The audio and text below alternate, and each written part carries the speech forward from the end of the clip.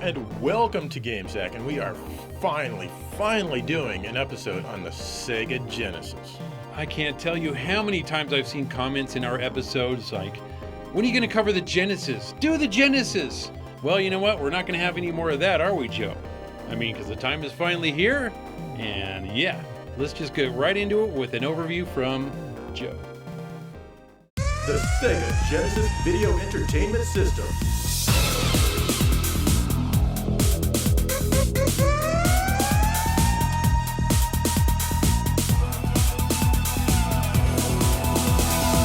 Sega's true 16-bit console launched in Japan as the Mega Drive in October of 1988. For trademark reasons, the name was changed to Genesis for its August 1989 launch in North America. However, it kept its Mega Drive name when it launched in PAL territories in 1990. Sega promised arcade-quality games compared to the wimpy 8-bit consoles that we were used to, and it absolutely delivered.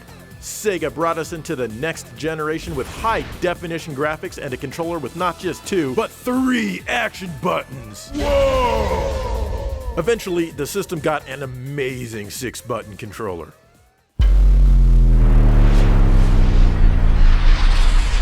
In order to achieve its unprecedented arcade-like quality, the Genesis was supplied with a 68,000 CPU running at 7.67 MHz. It also had an 8-bit Zilog Z80 at 3.58 MHz for backwards compatibility and also ran the sound in many games. It had a resolution of 224 pixels high and either 320 or 256 pixels wide.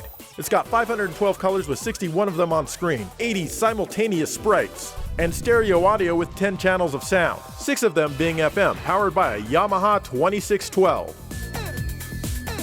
Sega released a power-based converter which allowed you to play your library of exciting Master System games on the console using the internal 8-bit Z80 CPU. Many other outstanding peripherals for the system were released, like the Sega CD and the ill-fated 32X. The console also had many revisions, both externally and especially internally. Many of the later revisions produced very low-quality sound compared to the earlier models. There were more than 700 official games released for the system, with some very ambitious new ones still being released to this day. Overall, the console is still on the market in some countries in one form or another and has sold well over 30 million units worldwide.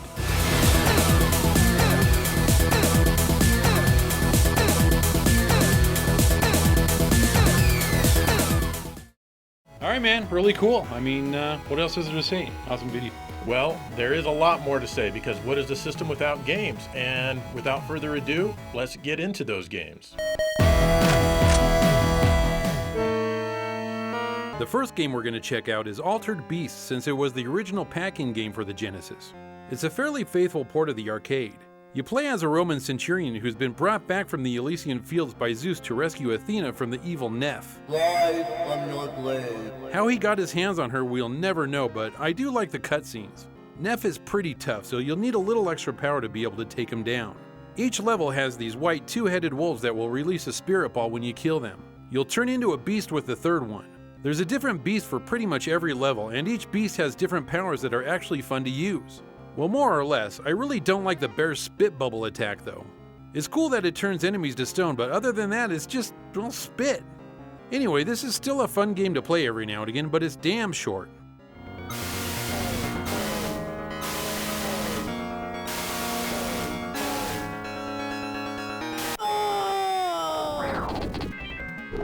Next is Dynamite Duke, originally by Seibu Kaihatsu. In this side-scrolling game, you take control of this ugly bastard, Colonel Duke Rip'em, but you can call him Dynamite Duke though. Duke is special as he's half human and half bionic with a lethal right arm. It plays sort of like Cabal or Wild Guns, only different. As each level automatically scrolls to the right, you'll be machine gunning down all sorts of bad guys, tanks, helicopters, and turrets. Don't worry about ammo, since you'll find enough along the way by shooting random objects. This is cool and a little hard to control, but the real fun starts at boss fights. Duke also has the ability to punch and kick bosses when they rush at him. I like the idea, but again, it's a little tough to control. Luckily, you have the Dynamite Duke lethal arm thingy. If you get stuck in a bad situation with a boss or on a level, just hold in the punch button to charge up the dynamite meter. Once it's charged and you let go, you do a fairly lethal punch. I like this game as there really isn't anything else like it in the library.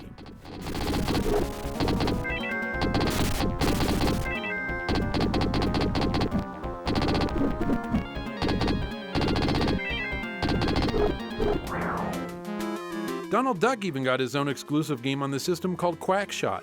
This action platformer is a bit different and will have you doing a lot more than just going from the start of a level to the end.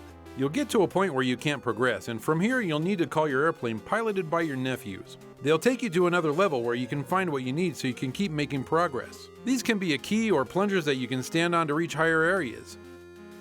You know, that plunger gun always bothered me in this game. Instead of killing your enemies, it just stuns them so you can get by without any harm. It's not very satisfying, but you know, what can you do? You do have other weapons such as the popcorn gun, but you have to collect ammo for it and it runs out very quickly. All in all, it's a fun game that controls well, looks good, and plays solid. If you're a Disney fan like me, then you must have this game for your collection.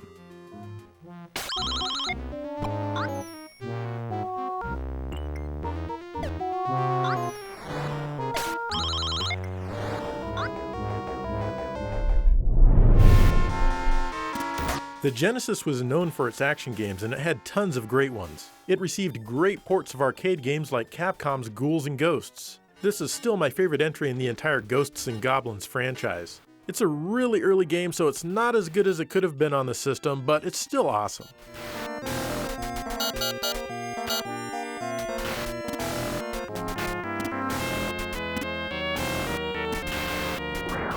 Or how about Strider, also licensed from Capcom?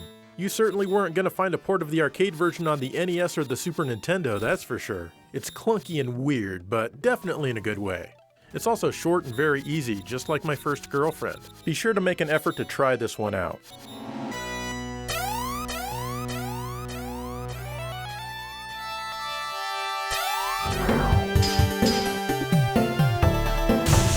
The Revenge of Shinobi was an evolution of the arcade game, and it added lots of strategy and great music. You also had a new double jump to master, and now you have to worry about conserving shurikens, that is unless you know the secret. You weren't going to beat this one the first time you played it, but it's worth coming back to again and again.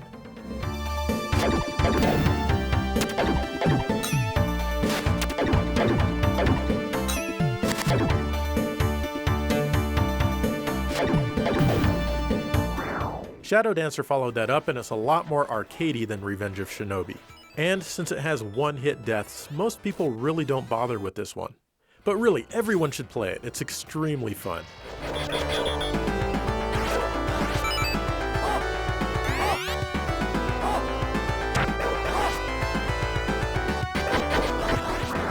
And let's not forget about Shinobi 3.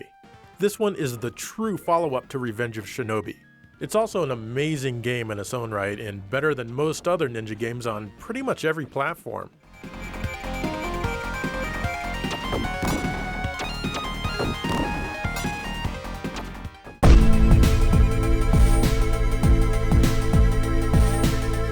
We can't forget beat-em-ups because the Genesis had Streets of Rage. The first game really helped the Genesis stand out at the time, as it was two-player simultaneous, whereas Final Fight on the newly released Super Nintendo was single-player only. Streets of Rage 2 really upped the ante as Ancient took over most of the development, and it's still one of the best beat-em-ups of all time. Streets of Rage 3 sure wasn't any slouch either. Hell, any game where you can punch a bulldozer is A-OK in my book. Yeah, I know I've mentioned that before, but it feels awesome.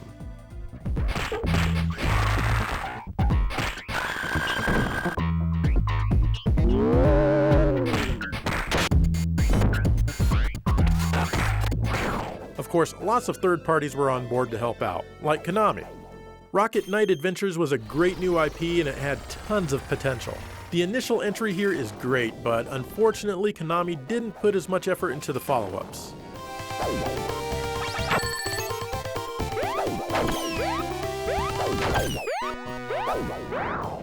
They did, however, put a lot of effort into Contra Hardcore. This game is absolutely insane. If you thought Contra 3 on the Super Nintendo was tough, you haven't seen nothing. This one offers branching paths and multiple endings. And also crazy extreme fast-moving graphics that, well, frankly put the competition to shame. You've got to try this one out for yourself.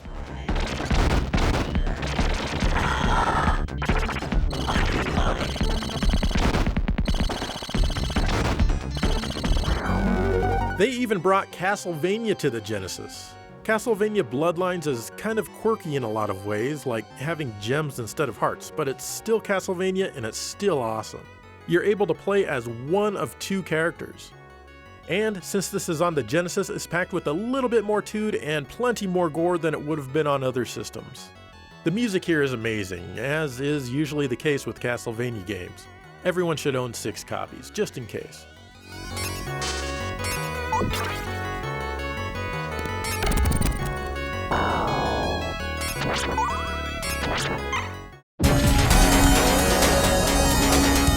And of course, we can't forget Treasure. Treasure was formed by a group of employees who got sick of Konami's nonsense. So they made their own company and created their own kind of nonsense. And Gunstar Heroes here is their unique take on the run and gun formula. For the most part, it works out really well and it's extremely fun all the way through. Well, almost.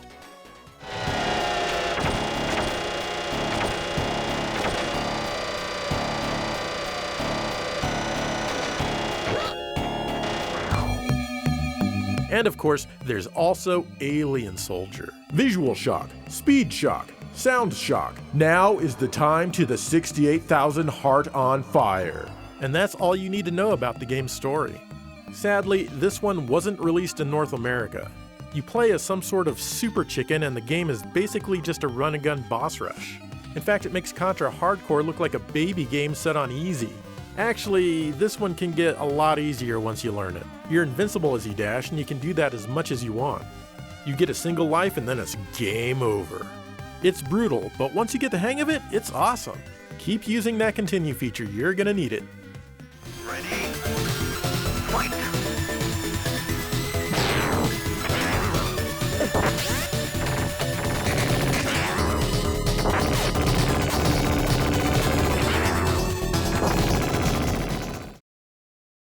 Alright man, this is a total solid library so far. I mean, a lot of awesome action-y type games. Yeah, but there are some racing games, so why don't you tell us about those? Okay.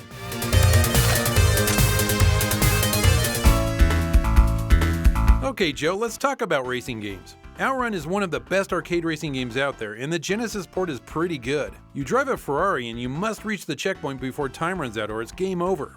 Apparently every other car on the damn road is also racing to beat checkpoints. Have you ever seen a normal car or truck going 170 plus miles per hour? What makes this game so special is that at the end of each stage you choose which way you want to go. Left is easier while right is harder.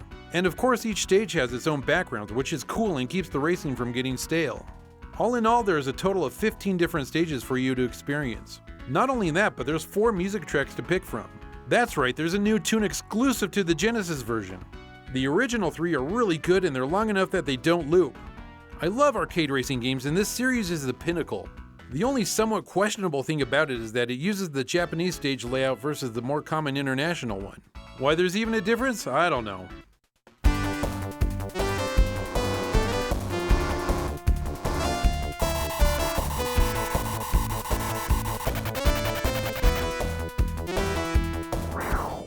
If you're looking for another exciting arcade racer, then there's Hard Drivin'.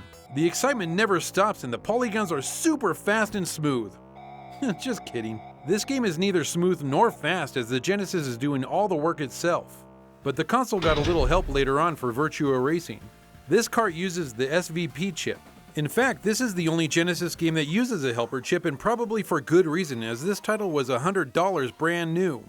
At the time, this game looked amazing, and seeing the Genesis run polygons like this was just jaw-dropping. Looking at it today, it's really aged. Luckily, the game is fun and the racing is pretty intense. Your car controls well, and it won't take long for you to get that great feeling of cornering and flying down straightaways. The downfall is that there's only 3 tracks, which seems pretty slim. And even if you win a track, you just get a game over. It's too bad the SVP chip didn't take off, as this was a decent first title.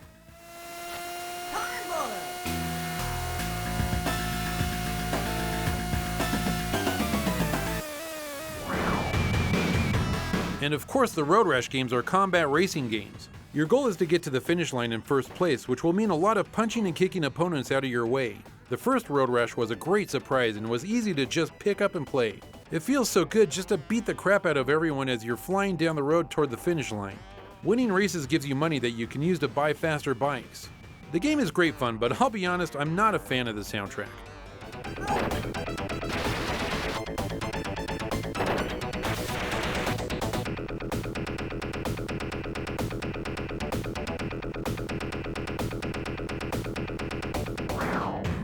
Road Rash 2 is what you'd expect in a good sequel. More of the same action with slightly better graphics and refined control. Not that the control needed to be refined since it was already good to begin with.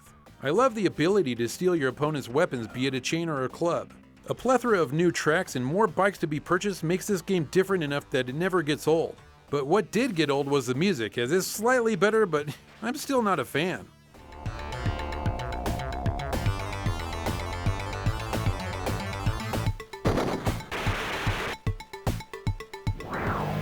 Then came Road Rash 3. I wasn't really pleased with the direction they took graphically. They decided to digitize all the characters. It was a popular thing to do at the time, but it just looks clunky and ugly, and the lighting of the characters looks unnatural.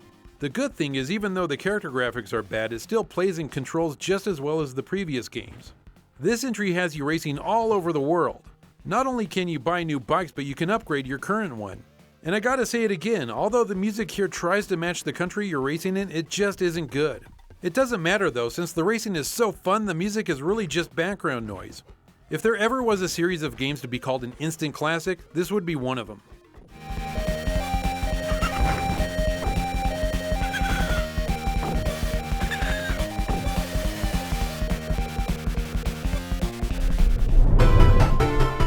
There would be absolutely no way that we couldn't mention Sonic the Hedgehog in a Genesis video. Neither Dave or I are the biggest fans of the character, but we certainly don't dislike his Genesis appearances. Sega knew that they needed a fun mascot to help people identify with the console and the company, so they went hard to work internally and eventually settled on Sonic. His first game was really good, and it definitely helped catapult Sega into the realm of cultural awareness and profitability. You're a blue hedgehog, and your goal in this game is to go to the right. Well, except when you go to the left, or up, or down. It's definitely not as simple as just holding right and jumping sometimes, as some people would have you believe. The game is very easy to get into, and eventually it was included as a pack-in with the Genesis console itself. This was a great idea to help sell systems, and sell systems they did.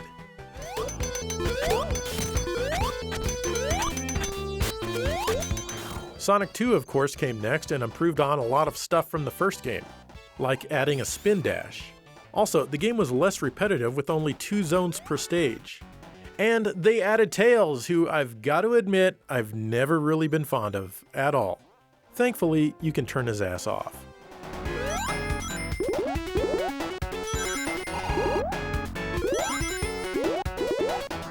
Then Sonic 3 came along, and I always felt that the graphics were grittier in this one. Sonic is also now cross-eyed and looks much worse in my opinion. But it still plays like a Sonic game, and now you can get new power-ups in each stage. And you can even save your progress. Then Sonic & Knuckles was released, and it could be played as a standalone game. But the main selling point to this one is that you could attach Sonic 3 to it for one giant adventure. Basically, this is what Sonic 3 was originally supposed to be, with all of the stages intact. The level design here is really good and very well thought out. More good news is that the game doesn't really feel repetitious at all. Multiple zones are treated like big, single stages, and exploring is highly encouraged. Though the graphics are grittier like I mentioned, they're still really good and have some cool effects here and there. The music ranges from extremely boring and mundane to outstanding. It's almost as if a talented and very famous pop star worked on some of the tracks and some other guy worked on the rest. Also, you could attach Sonic 2 and play as Knuckles in that game as well. It's definitely a cool idea, and Sonic & Knuckles attached to Sonic 3 is usually considered the definitive Sonic the Hedgehog experience.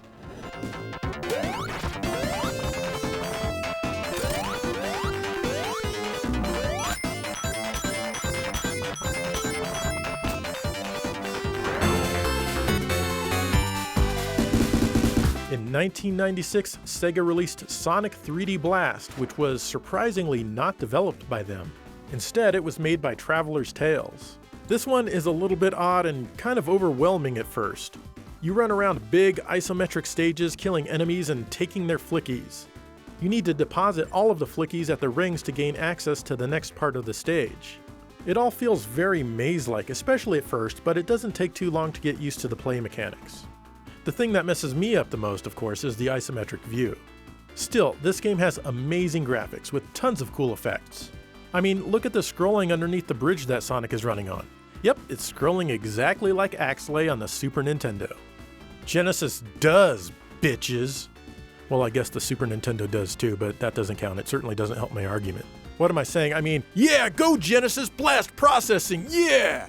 Even the music is fantastic, and some of it would reappear in Sonic Adventure on the Dreamcast. At the end of 2017, the programmer of this game, John Burton, released a director's cut patch offering many new tweaks and features to make the game better. The additions are beyond the scope of this particular video, but it's still extremely cool that the original developer went back and did this, and it's definitely worth playing. I've recommended John Burton's YouTube channel Game Hut before, but if you haven't checked it out, be sure to do so. Yes, there's still one more Sonic game on the Genesis, but I'm gonna let Dave talk about that one in a few seconds.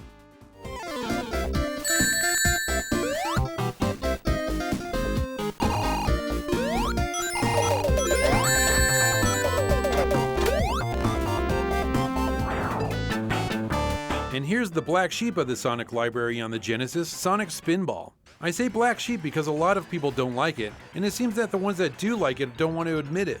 Personally, I like it, and I'm not afraid to say so. In this video pinball game, you bounce Sonic around trying to find 3 emeralds on fairly large playfields. Typically, you have to unlock the area the emerald is located by triggering something. After you find all 3 emeralds, you fight a boss and move on to the next level. There's little bonus rounds in between boards that are a nice addition. I actually find the game fairly easy to control, and with a bit of effort you can make some skilled shots. To me, the only downfall is the music, which isn't good at all. Each board has its own theme, but the tracks are short and very repetitive. Oh, and the game only scrolls at 30 frames per second, so it can look pretty choppy compared to the other Sonic games. But if you like video pinball, this one may be worth your time.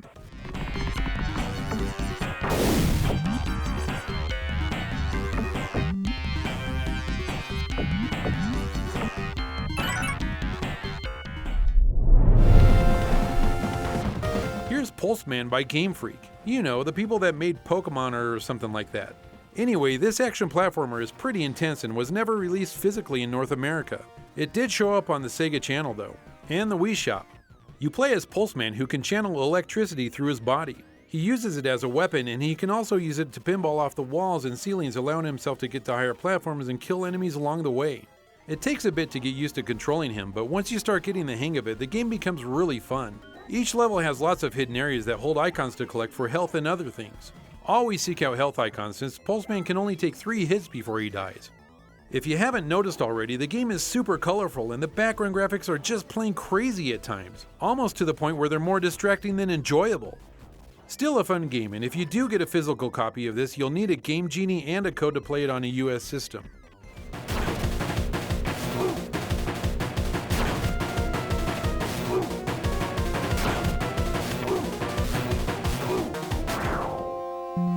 How about some Ecco the Dolphin to add some variety to the Genesis library? Developed by Novotrade, you take control of Ekko as he tries to figure out what happened to his dolphin pod. You'll meet many different types of sea life along your way. Some are friendly and ready to help you, and some are not friendly and would rather you just die. Not everything is easy in the deep blue of the ocean, and you'll have to figure out puzzles along the way. Most are pretty easy, but some will have you scratching your head. Ekko has both a life bar and an air bar. The life bar will deplete when you get hit by enemy fish. Not a problem, since all you have to do is eat small fish to replenish it. Air, on the other hand, is harder to come by. The developers did a good job though of putting little pockets of air here and there, and it's always nice to find these right before you run out of oxygen.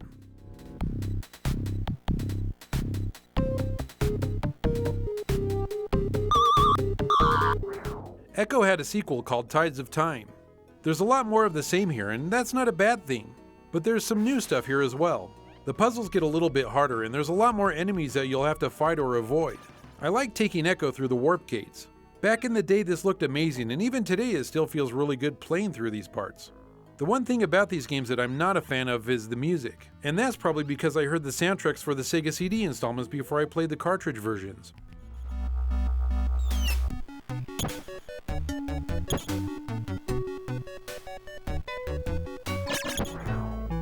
Lastly, there's Ekko Jr., which is geared towards the younger kids. You can play as young Ekko or one of his 2 friends. It has similar play mechanics like the swimming and the sonar, but you can't eat fish because you don't want to have little Ekko killing things in a game for kids, right? I'm not sure how much kids would really like this one though, as it's still slightly cryptic in what you need to do. All in all, these are decent games that are worth a try just for the fact that they're different.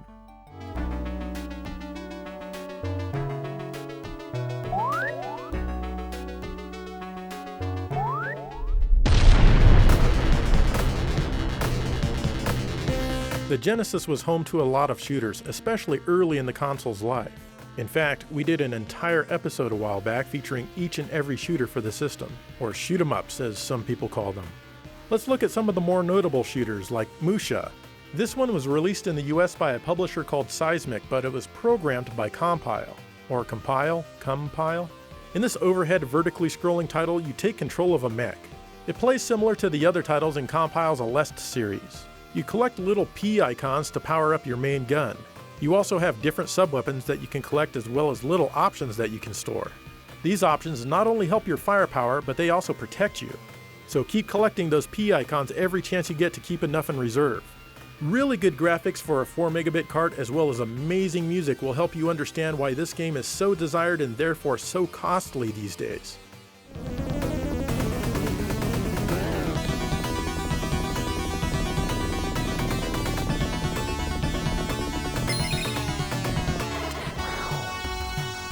One very important series on the Genesis is Thunder Force by Technosoft. Thunder Force 2 was a launch game for the console and it was definitely my favorite of that batch. It features free-roaming top-down segments which confused and turned off a lot of gamers, but I enjoyed them. It also had side-scrolling stages, which was a first for the series. The music is amazing, especially for such an early title with lots of power and bass.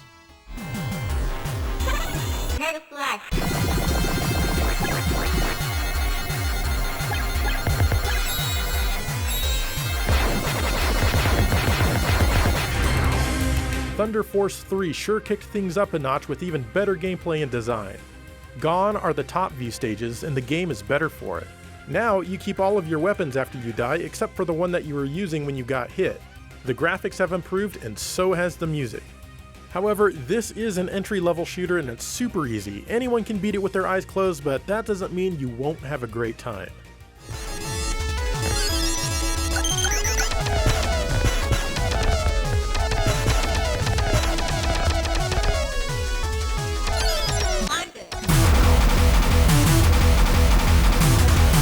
And of course, in my opinion, Thunder Force 4 is the pinnacle of the entire series.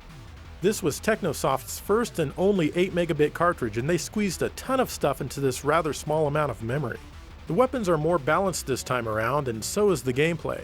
It's not easy by any means, but it's absolutely beatable if you practice. This game feels much more mature than parts 2 and 3, yet still very much a part of the same family.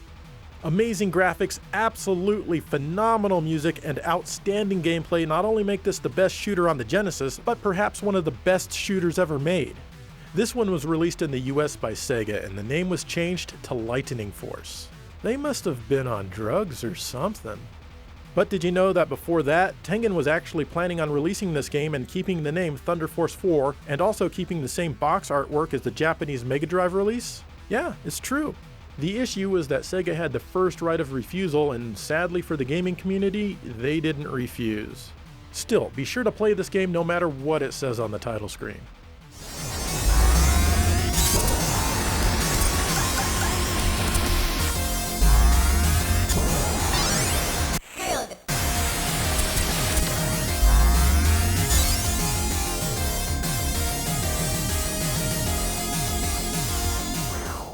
If you want something a little bit more down to earth and not set in outer space, there's always Fire Shark. In this one, you fly an airplane, fight bad guys, and you never even leave the planet. It plays like a lot of other Toa Plan shooters, but what really makes this one stand out is when you fully power up your fire weapon. I mean, wow. But it's still a really fun vertical shooter even if it didn't have that crazy weapon.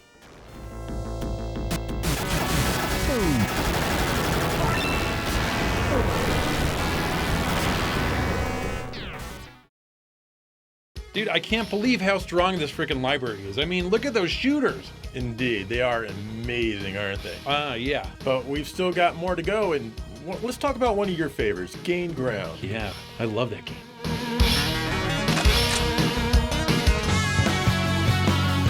Gain Ground is one of those games that really isn't anything special to most people. For me, on the other hand, I simply love this game. I love the ridiculous plot where the people of the future have gone soft, so the government creates a computer program to help people learn to fight for survival. The computer goes berserk and captures everyone, and now it's up to 3 warriors determined to survive and help save their fellow men and women. The game is simple, as all you have to do is get your people to the exit of a single screen board. Certain stages will have captured people that you can rescue and use on future boards.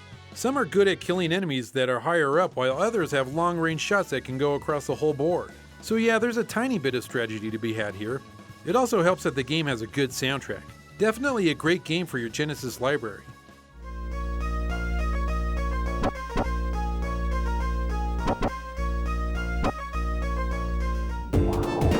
Hide your kids and hide your wife. It's the handsiest, grabbiest character ever, Ristar. This title came out in early 1995, and a lot of people overlooked it since it was right before the release of the Saturn. This dude is all hands, and that's not a bad thing. This unique take on a platformer is fun and easy to get the hang of. He uses his hands and long arms to dispatch enemies and bosses. He also uses them to grab onto walls and trees to make his way across levels and to avoid spikes and other pitfalls. The levels are all well designed to take advantage of the clingy gameplay. They're pretty big and there's lots of things to discover. The music is pretty good as there's more than a few tunes with catchy melodies. Ristar does have a few digitized voices, but god they sound like crap. Play with me? No thanks. If you have a Genesis, I recommend finding a copy of this one.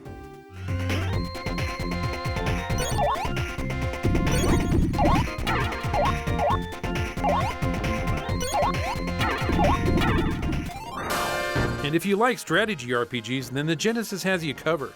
Not only are there great games like Master of Monsters and Warsong, but also Shining Force. This one was originally released in 1993 and it took the world by storm. Well, maybe it didn't, but it sure swept me away. The awesome cover art really made me want to battle skeletons and all other sorts of medieval characters. I love everything about this game since it's so easy to get into. Battling enemies is fun and straightforward as each of your characters has a set amount of spaces they can move in an attack range. There's a nice variety in characters, and as you advance in the story, you meet more that will join you. They're all interchangeable, and it's up to you who you want to send into battle. It won't take long for them to start leveling up and getting more powerful. This is one game that I wish were longer than it is. I felt like I was just getting warmed up when I was fighting the final battle.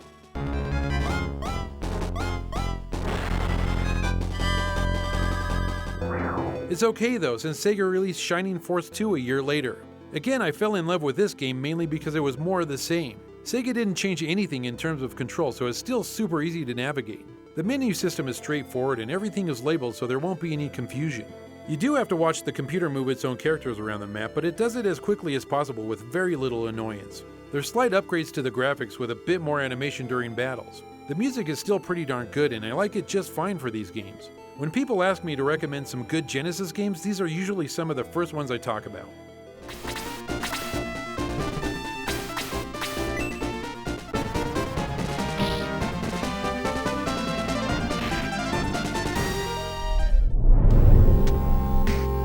While the Genesis didn't have nearly as many RPGs as the Super Nintendo, that doesn't mean that there weren't any good ones on the system.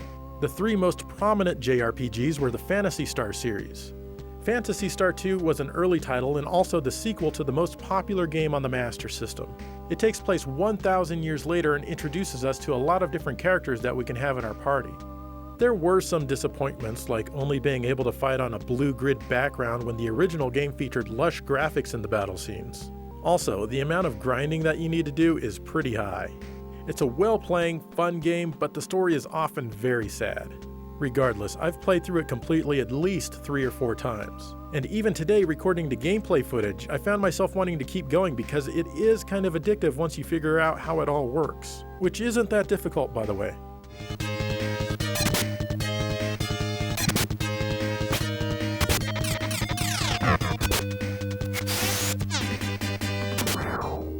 Phantasy Star 3 came out only a year later, which is extremely quick for an RPG sequel. While this one doesn't feature the science fiction setting of the first 2 games and feels really out of place, it's still worth playing through. The battles are fast and peppy, though there's not much animation. Still, there are multiple endings, and like I said, it's worth playing.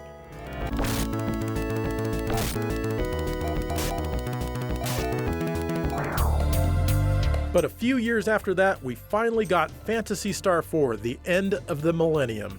And this is the sequel that the fans deserved.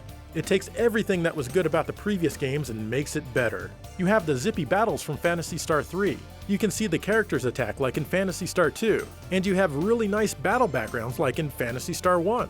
It also had 24 mega power! Yeah, you guys were waiting for me to do that in this episode, weren't you? The story even acknowledges events from the previous 3 games, which made me enjoy it even more. Everything is also much more visual this time around, with lots of character graphics popping up during the dialogue. And the battle macros that you can create really make the random battles and boss fights a lot more fun. This is one of the very best RPGs that I've ever played, and you are absolutely missing out if you haven't tried it, especially if you like RPGs.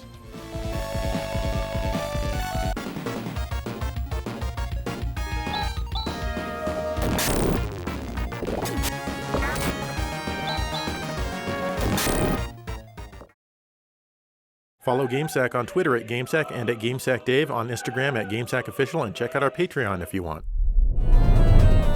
Splatterhouse, in my opinion, is one of the most underrated series out there. The Genesis got 2 entries, starting with Splatterhouse 2. This title is a great sequel to the first game. The evil mask that you wear has a mind of its own and is beckoning you back to the house to save your girlfriend Jennifer. The action is basically the same as the first game, where you punch and kick your way through tons of enemies to finally reach a boss fight at the end of a level. At times you can pick up weapons, which are great, and it's always satisfying seeing an enemy splat against a wall after you hit it with a 2x4. And I really hate that Rick drops his weapon at the end of a level instead of taking it with him. I still love the creepy graphics, and the soundtrack greatly adds to the scary atmosphere. This is just an excellent game that's fun to play and full of different patterns to memorize.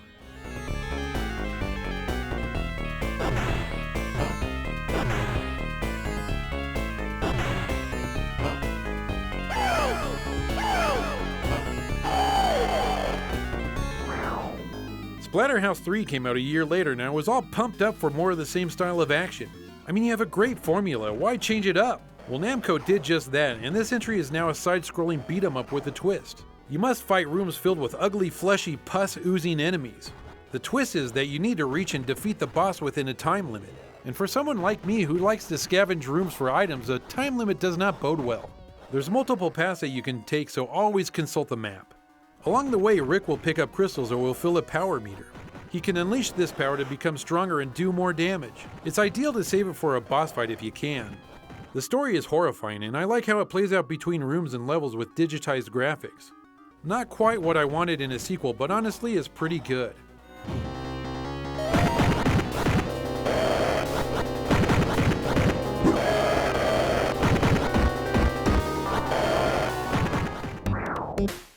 You know, Sonic wasn't the only one with tude on the Genesis. Both ToeJam and Earl had a ton of it, and their game oozed that 90s tude that everyone loved. Their first game had the pair searching a randomly generated Earth looking for pieces of their spaceship. Yes, this is Earth. As you make your way around this overhead world, you find many bizarre enemies who would love to hurt you. Even though your characters are insanely slow, it's still really easy to avoid these baddies. You'll also find presents just laying there for the taking. These are the most enjoyable part of the game since they contain things that could either help or hurt you.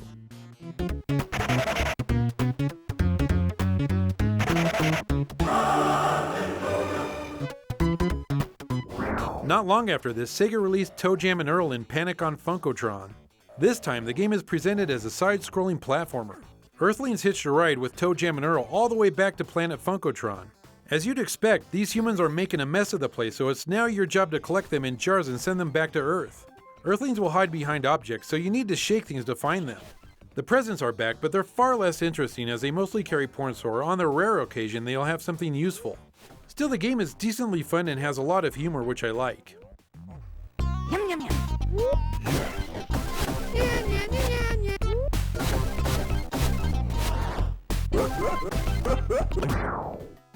How about Wonder Boy and Monster World? Don't let the cover of this game fool you because it's actually quite a fun game to play. Monster World is, well, infested with monsters, and the Queen needs your help to eradicate said monsters and make it a nice place to live in again. To do this, you'll need to fight your way through hordes of enemies that all carry money. Collect that money since you'll need it to buy the usual stuff a hero needs, like better weapons, armor, and items that'll make his quest winnable. Monster World is a huge interconnected land that's fairly easy to navigate. Each area is loaded with colorful graphics and catchy music. Wonder Boy controls well, and if I'm allowed one minor complaint, it's that I'd like to have the swords and spears have a little bit more reach when you're attacking. Other than that, this is a great game and a great addition to the series and also to the Genesis library.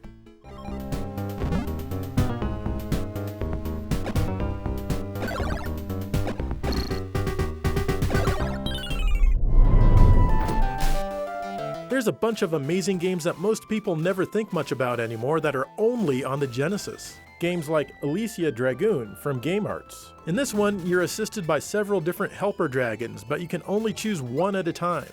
They level up independently and have their own life bar. And yes, they can die. It's very stylish and you want to make sure that you explore everywhere you can.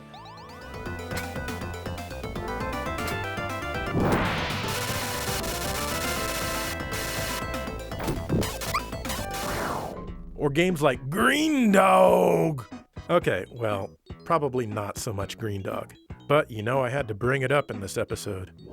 How about Landstalker, Treasures of the King's Hole? In this isometric action RPG, you're looking for the fabled treasure because you are a greedy bastard. There's lots and lots of fun exploring to be done here. The incredible 3D graphics are created by the all-new Diamond Dimension system, so you know it's good. The music is also quite enjoyable in this one. However, the control can be a bit weird sometimes because of the perspective. Still, not a whole lot of people mention this very often and it's absolutely worth checking out.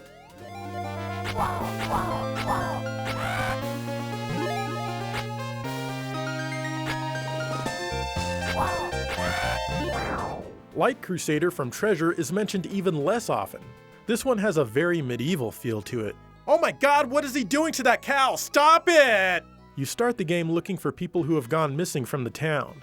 This one also uses an isometric view, however it doesn't use the Diamond Dimension system, which is probably why it's talked about less than Landstalker. This one is a bit more arcadey and I feel that the control is slightly better than Landstalker, though it can still be goofy sometimes. But really, it's not bad at all. Beat them.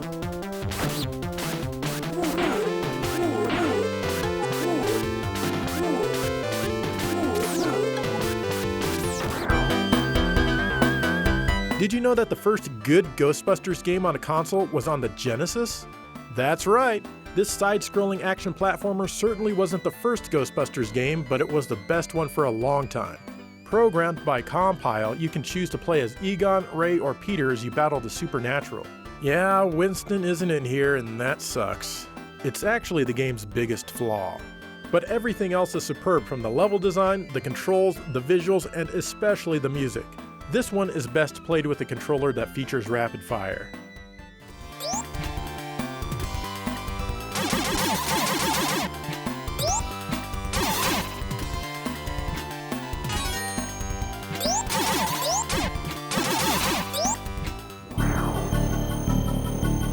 The best version of Gauntlet is on the Genesis, called Gauntlet 4. But do you know the story behind this one? Basically, a few guys in Japan ported the arcade version of Gauntlet to the X68000 at their house, just for fun. And word has it that they just eyeballed it, not even looking at the source code. Then they showed it to Tengen of Japan since they figured they had the rights to Gauntlet. Tengen suggested that they port the game to the megadrive if they wanted it published. Tengen Japan really didn't know what to do with it, so they sent it to the US where it landed on the desk of Nintendo champion Chris Tang. While he was certainly impressed, he didn't think that there would be much of a market for a version of Gauntlet on the Genesis with fewer features than the NES version. I mean, that version had music, a password system, an ending, all things that the arcade version did not. So he wrote up a design proposal that requested the addition of many features like a quest mode, shops, currency to buy things, multiple endings, and the like. Many months later, it came back with most of his requested features in place. He was blown away. Those guys in Japan really wanted this gig. I mean, this was their first game, so they were happy to make the changes in order to get something actually published. Eventually, an amazing soundtrack was added from Hitoshi Sakimoto and Masaharu Iwata. The voices were still really rough though. So Earl Vickers, who did the sound for the original arcade game, came in. He ported the voices over directly from the arcade to the Genesis with much better results. Try this level now. After that, the game was finished up, Chris wrote the manual, and it shipped. Oh, and those guys in Japan who ported this game over by hand? Well, these days, they're known as M2. You might recognize them as the masters of porting, as they've brought countless stuff to the 3DS, Switch, and other platforms. Gauntlet 4 was their first big break, so a huge shout out to Chris Tang and to Tengen US for giving them that chance. Chris would go on to win the Rock Sega World Championship 2 years later in 1994. His skills at Sonic and Knuckles could not be matched. He was presented with a giant check for $25,000 by CEO Tom Kalinske, which I would have loved to see him try to deposit at a drive-up teller window at a bank. I'm gonna buy more games and play.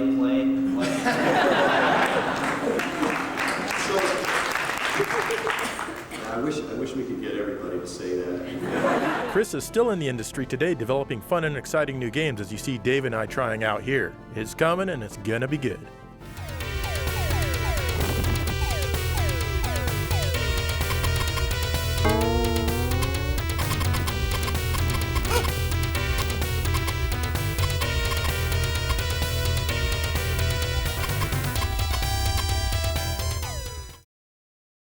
You know, Chris is a really cool guy. It was really fun to meet him in person and hang out with him, play his game.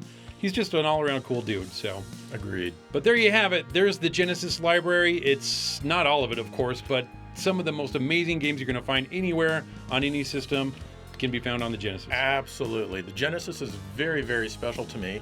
In fact, for most of the games in this episode, except for the ones Dave played, I used my own personal Genesis that I got back in 1989. Mm-hmm. Yeah. So it was really fun. And what are some of your favorite Genesis games? What do you think of the console as a whole? Let us know. In the meantime, thank you for watching GameSat.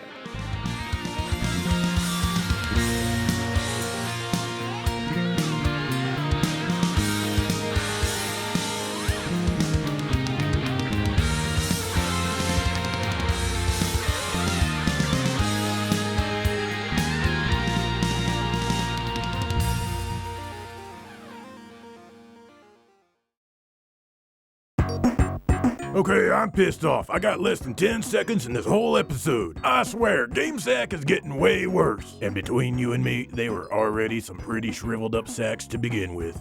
What do these other games have that Green Dog doesn't? Altered Beast? How dumb. Green Dog doesn't need any altering. Get the hell out of here. Sonic the Hedgehog? The Genesis needs only one mascot, and that mascot is Green Dog. Streets of Rage? There ain't no rage on the streets of Green Dog. See ya! Phantasy Star 4? You honestly think you're special because there's 4 Phantasy Stars? Well, I can make more than 4 Green Dogs. Bleh, bleh, bleh, bleh, bleh. Attack! That's right, Green Dog is the only game you need for your Sega Genesis and or Mega Drive.